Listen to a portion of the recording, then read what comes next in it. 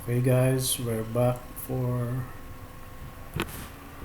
our fourth lesson. So, kung makikita nyo rito,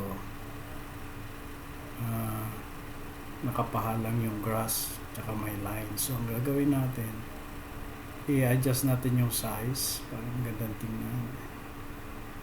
And then, yung angle, adjust na natin para maganda sa perspective. So, parang ganyan.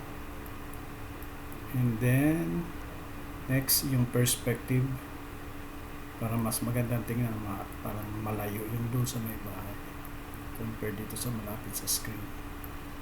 So, ayan.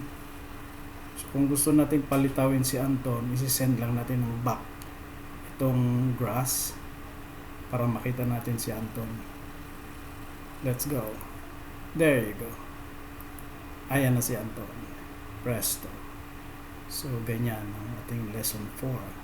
So, next, yung ano naman, paglalagay ng halaman. Okay, mga kabayan, mga guys, masyadong gamit sa Facebook ang word na guys. So, ayan.